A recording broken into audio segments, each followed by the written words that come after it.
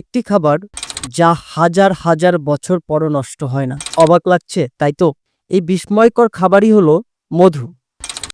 আজকের ভিডিওতে আমরা জানব কেন মধু কখনো নষ্ট হয় না, এর পেছনের বৈজ্ঞানিক কারণ, ইতিহাসের কাহিনী এবং কিছু মজার তথ্য। চলুন শুরু করা যাক।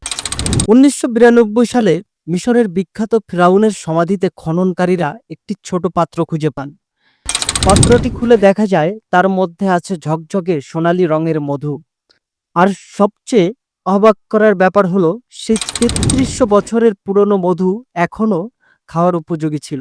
সেটাতে ছিল না কোনো দুর্গন্ধ আর না কোনো পচন। এই ঘটনা থেকেই আমরা নিশ্চিত হই মধু প্রকৃতির এমন একটি বিস্ময় যা সময়ের হাত থেকে নিজেকে রক্ষা করতে পারে। কিন্তু আমাদের মনে একটা প্রশ্ন থেকেই যায়, কিভাবে মধু নষ্ট হয় না? এর পেছনে রয়েছে ৪টি কারণ। ৮০%-এরও বেশি চিনি থাকার কারণে ব্যাকটেরিয়া বা ছত্রাকের পক্ষে বেঁচে থাকা অসম্ভব হয় মধুতে।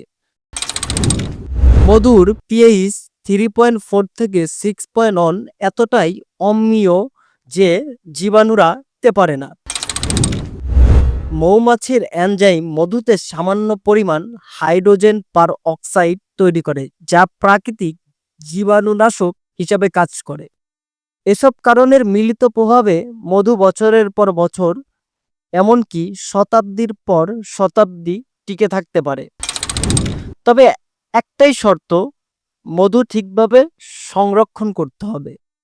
যদি মধুর ভিতরে বাহিরের বাতাসের আর্দ্রতা ঢুকে পড়ে তবে তা নষ্ট হতে পারে। তাই মধু রাখার সবচেয়ে ভালো উপায় হলো সিল করা কাচের বোতলে, শুকনো এবং ঠান্ডা স্থানে। ঠিকমতো সংরক্ষণ করলে এই মধু আপনার জীবনকালের অনেক গুণ বেশি টিকে থাকতে পারে।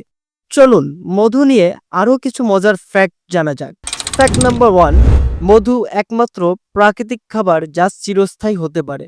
ফ্যাক্ট নাম্বার 2, মৌমাছিরা 1 পাউন্ড মধু বানাতে প্রায় 20 লাখ ফুলের মধু সংরক্ষণ করে। ফ্যাক্ট নাম্বার 3, খালি পেটে 1 চামচ মধু খেলে শরীরের রোগ প্রতিরোধ ক্ষমতা বেড়ে যায়।